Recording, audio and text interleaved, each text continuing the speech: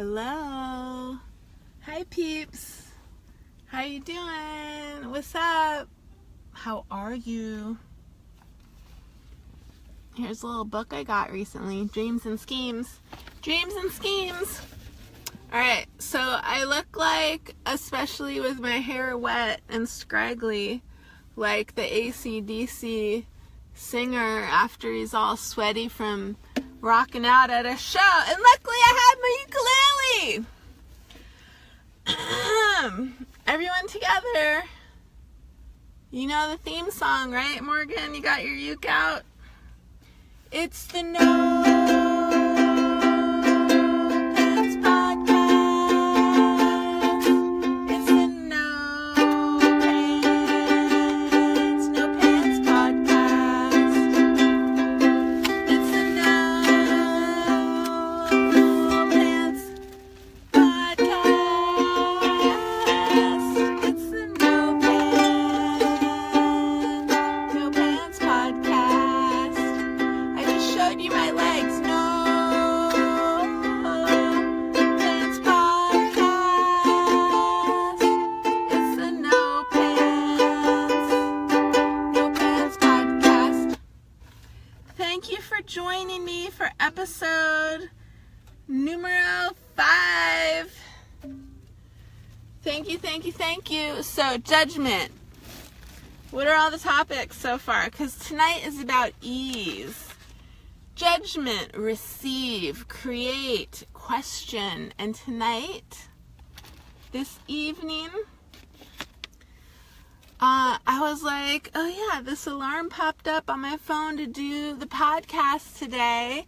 And I have magically found Wi-Fi to make it super easy to do. And I looked at my list of podcast themes, and ease was like, pick me, it's time for ease. And I was like, ease, yes, I will pick you, ease, because that makes so much ease happen. And let's distinguish between ease and easy. Ease and easy. I might have talked about this on a Facebook Live, just on my group for a little chatty chat. This is sounding familiar to me, this part, but so let me know, raise your hand, say hi if you've heard this before.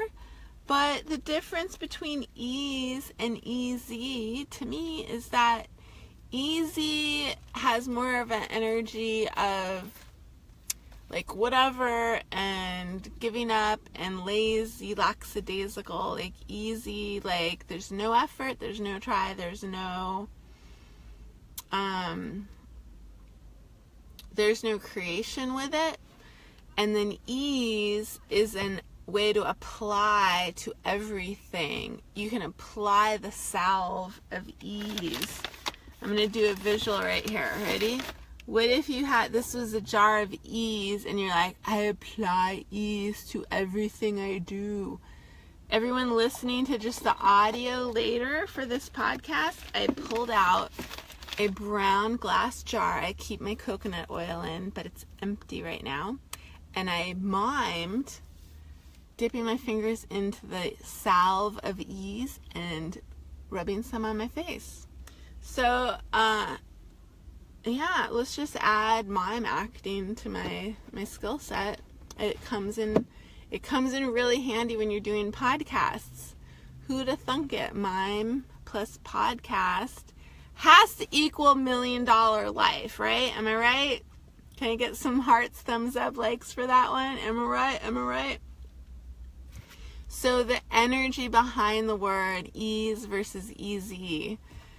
Easy is like passive and kind of over there and happens whatever, and ease is a method you can apply to anything you do. What if that was the way you created in your life, with ease?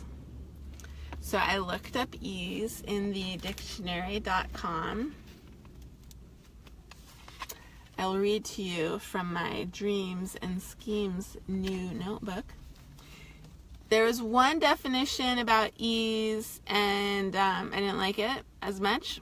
But the second definition I like is freedom from concern, freedom from anxiety, a quiet state of mind. That's ease. So what if you created, bead everything with freedom from concern, with freedom from anxiety, with a quiet state of mind? All right, my alarm just went off. That means I can eat something. I'm taking a medicine that I have to wait 30 minutes after, so sorry it's happening during the podcast, but I would like endurance to podcast with you. So ease, what if ease was a quiet state of mind? And let's see, quiet state of mind.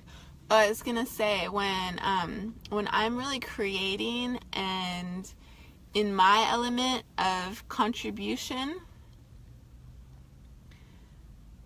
it's like my mind is not even participating. It's not there. It's, hi Julie, hi everyone. It's like I'm not consciously checking in with my mind. I'm not evaluating facts and figures. I'm not figuring stuff out. So there's this ease of everything just happens, and it's as if all my parts and energy know how and what to create next, or is just having fun creating with all that. Thanks for the hi, Julie. So ease. Julie, you can comment too if you like, and everyone else listening, you could say hi. I see Jennifer, Mimi. And what does ease mean to you? And if you haven't thought about that word separate from easy, what comes into your awareness now? What is ease, and how can it be a contribution to your life? So I'll let you write that, and I'm going to chew a piece of this. You can have a Callie break. She got a haircut. Okay, you can sit down. Alright, so what's the difference when you're creating and you look up and 3 hours went by, or when you're like, I would like to, and now it's time, I have to create something. I have a report due, I have an art project I'd like to work on, I have to get this blanket finished, knitted and done and shipped off to that baby who's now 3 years old. So what's the energy of I have to create that versus you look up and 3 hours pass and you're still blissfully playing away with what you're creating? If it's something on the computer for work, if it's something for fun, if it's something physical like a hike, an activity, or you're making something, whatever passes the time so quickly you don't even realize it, versus something that you struggle to even start. So what's the energy of the difference of those as far as ease goes?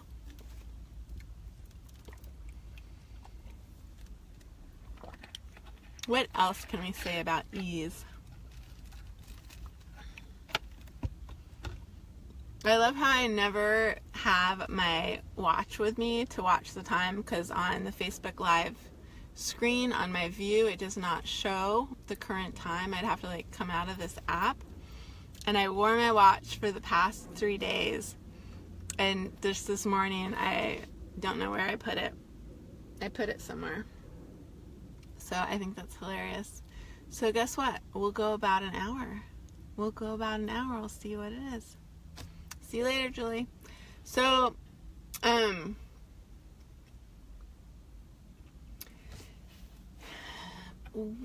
do you get to the state of creating with ease? What is in the way of ease, and what does ease help create? So what is in the way of ease? Oh, are you one of these diabolical human beings that are like, I've got so many skills, I am so magical that I am going to create a hardship or a challenge or a trauma or something else for me to get over in order to prove that I am persistent and diligent and I can move mountains and I can make things happen.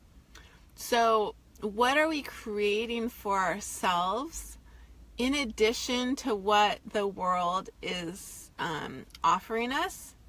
And instead we're just making everything really difficult for ourselves. So the opposite of applying the salve of ease is digging into the ditch of difficulty.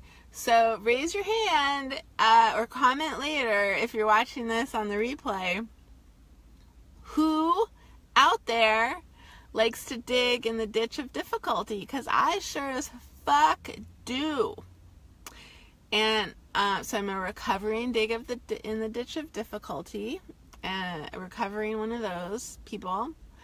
And it is so much nicer to have ease.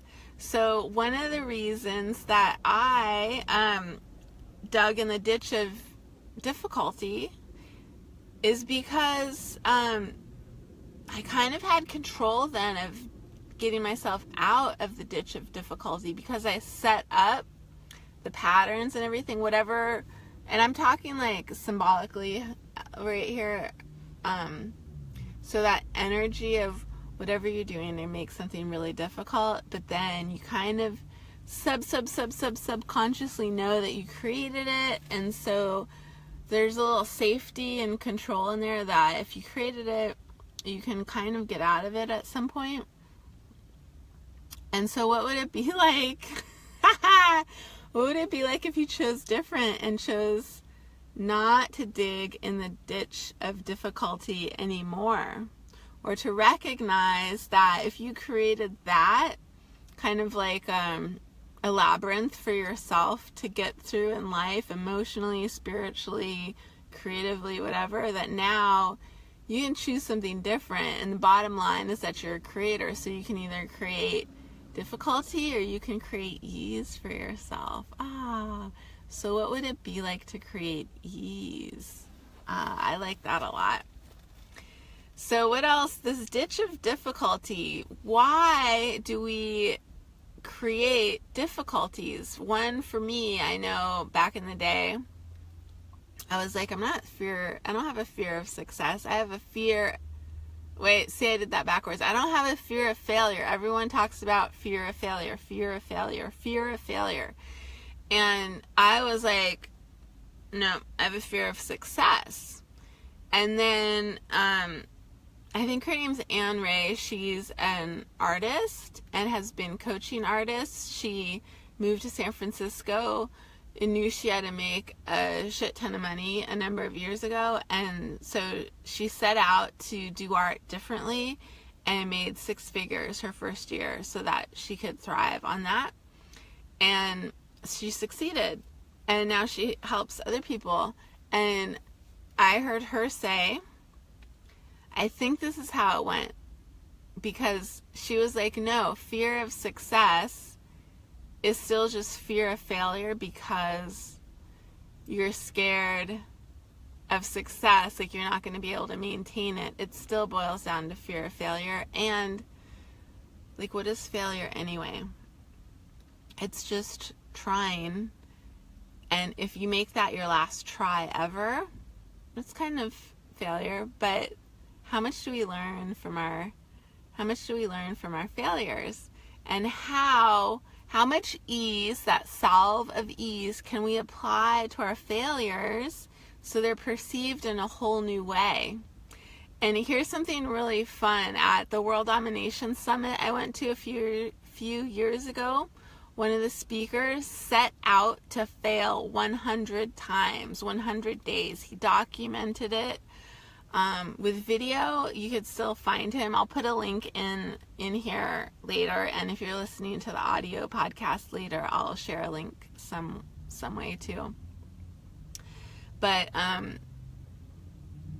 one of his requests was he just walked up to someone's house carrying a soccer ball and was like knocking on the stranger's front door and was like, so can I play soccer, like kick this soccer ball around in your backyard? And he's expecting to get 100 no's, but the guy was like, yeah, come on back. He got to sit in the front seat of a cop car. He had some magical bakery stuff that happened that he didn't expect was going to be able to happen in 15 minutes too. So how can you make failure into a game, and how much more ease is that? Like, how much fun can you have? And that energy of fun and ease, how is that going to lend to whatever else you're creating? So instead of digging the ditch of difficulty, Cameron, I'm catching you up a little bit. What if you played with ease and let yourself off the hook instead? So why do we think we need to make things difficult for ourselves? There can be lots of reasons, like we're not worth it, someone else deserves it more, and like I was saying before, like you're so potent, you have to temper your abilities so they're more in line with what's going on around you. Like, who do you not want to leave behind? Who are you trying to slow your roll for when you could be up-leveling all of you if you are setting this example? Like, what if we're all able to fly, but we're like, I don't want to make Cameron uncomfortable if I start flying and she can't, so I'm going to stay firmly planted on the ground. And what if Cameron's the same way? She's like, I don't want Zara to feel uncomfortable when I'm like hovering around her flying, so I'm going to stay on the ground. And what if we all just fucking flew and realized we can all fly? And anyone who doesn't want to fly, they don't have to. They can stay where they are or do their other magic. But where are we choosing difficulty, adding impediments, and making our life harder because we don't want to leave our friends and family behind? What contracts did you make in past lives that said we got to go arm in arm, locked together? No one gets ahead of anyone else. We're like the contract signed on Friends. We all get the same pay. And so there's not that drama that happened with the Three's Company's cast. I know, random pop culture reference. But the way that they used that linked arm in arm, same contract, same pay, was a way to let everyone get more money. So what if we changed our contract instead of holding ourselves back? What can we create with each other, and how can we out-create? And how much ease is that to out-create yourself, those around you, and then you can leapfrog and it's a supportive type of out-creating instead of this like holding yourself back. I don't want to leave anyone behind. I can't show my awesomeness and magic skills because then everyone else is going to hate me, be jealous of me, target me, and even just feel sad and left behind.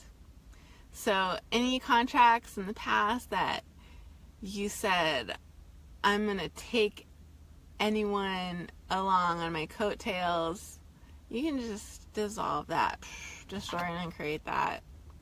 And what can you create instead. So that's a little bit more about ease. Getting rid of some gunk underneath some decisions that we make, some choices we make.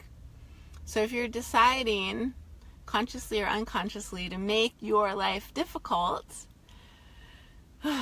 by focusing on drama, or, when you say that thing that is going to elicit a response that, is not going to be helpful for you or the person you're saying it to, but you just can't help yourself. It's like comes out of your mouth and you're like, I know I'm not supposed to bring this up or say this or respond or react to you in this way, but I'm still doing it and it's coming out of my mouth. And then you get the exact response that you would get.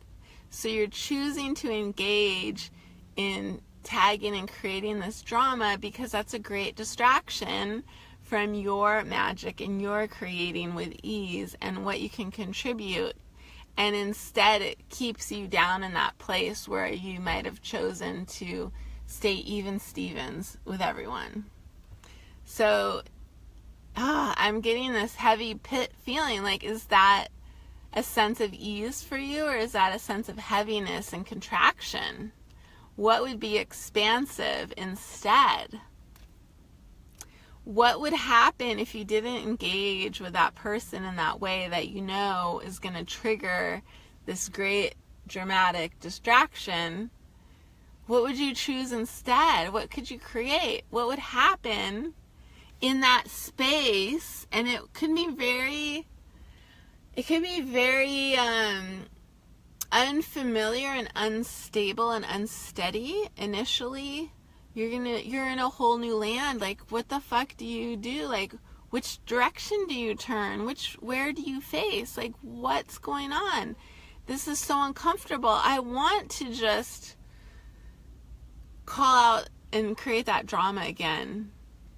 But I invite you to see what happens when you sit with what's uncomfortable and begin to draw out your potency, your gift, that thing that you've kept hidden because you don't want to be different than anyone else.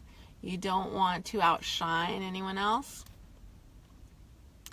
I would really like to be outshined by you. I would really like to be outshined by you. I would really like to be outshined by you. Do you know why? Because that is going to light me up and inspire me. It's a gift to see you blossom and be the most you can be. And anyone who has a different response to you being more you might be one of those people that has an old contract with you from a past life that's not here to support you, but here to keep you even Stevens. No one grow past me. Whew. So I would love to hear if there's any questions or what else ease means to you. So if all that is cleared away, and it's an ongoing process, but when you come across something that's like, wait, that attitude, that perspective, that response has created more trauma and drama when I've gone there before, when I've chosen that before, I would like to go to this space and see what ease I can create instead. So it's a matter of like being aware, asking questions of yourself, of your situation, what else is possible, how does it get any better than this, and what can you create from a space. Like, let's just have a little space right now.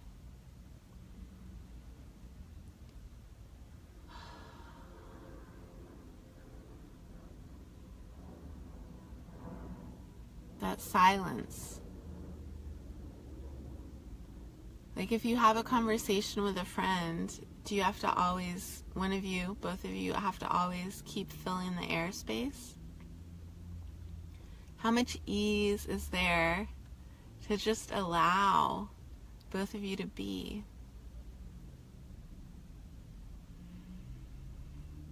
Does it feel awkward at first? Like to have, like people, there's that phrase, awkward silence. Awkward silence. Don't let an awkward silence happen. But what gets created with ease when there's that silence? What if it's an easeful silence?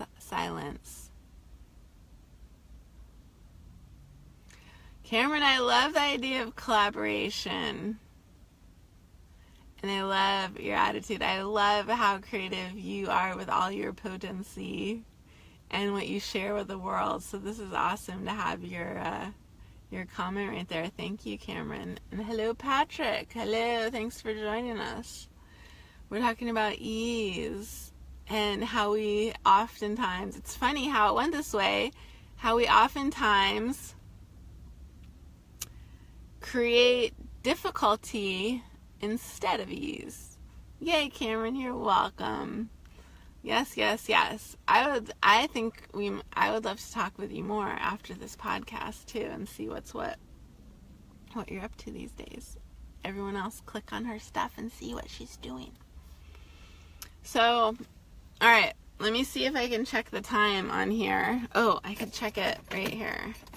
All right, we got about half an hour going so far. What else about ease? Ease. So I like the Wizard of Oz. I also like the Wiz. Ease on down the road. Don't you carry nothing that might be a load. Come on, Toto, come here. Just ease on down the road. So I love that idea. Like, what is a load to you? Like these distractions, this trauma and drama. What's a load that you can choose to not carry? How about that? Oh, I'm getting that hit. What have you been interested, aware of, letting go of? But something in this reality, in our culture, in whatever training, background, family stuff, you're like, I'm not allowed to let that go. I'm not allowed. I would get judged. Go listen to my judgment podcast. I would be dishonoring if I let that go. What else? What have you been aware of? This is for someone out there now or on the replay, on the audio podcast version sometime. Like, I'm getting a really strong hit. Someone needs to hear this. So if this is you, thanks for sending me this energy.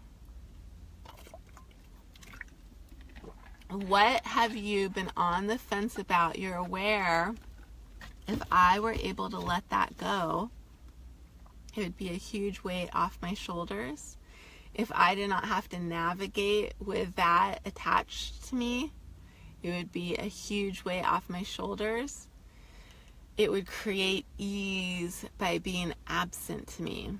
Don't you carry nothing that might be a load. Come on, ease on down the road. Yeah. So what would you have to face? What do you perceive you'd have to face if you let go of that thing that would create so much ease in your life? Would that be cheating? Is it cheesy? Is it cheating to have a life of ease? What if we all could cheat then? What if you having a life of ease showed the rest of us examples of how we too could choose to let down that load, choose ease, and create from that space? What can we create from the space of ease? So I've got a create podcast topic, the judgment podcast topic. So I love that all this stuff plays together. All right, ease.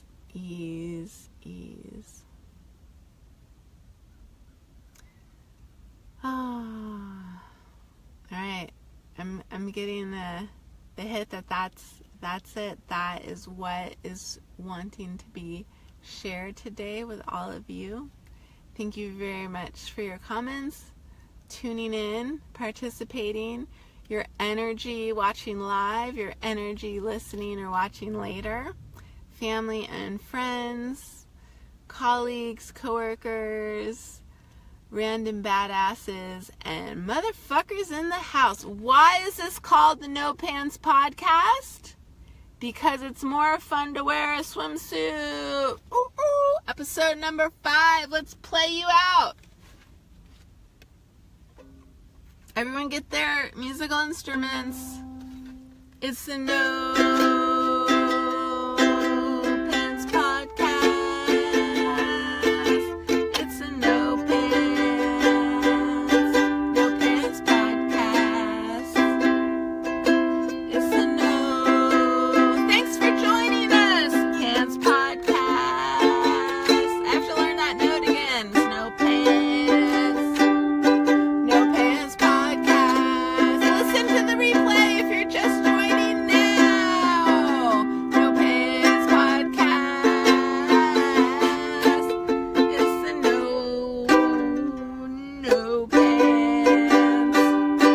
NoPants Podcast. One more time, I get it right. It's the NoPants Podcast. It's the NoPants Podcast. Peace out, homies. Keep it real. Keep it authentic. Keep it ease.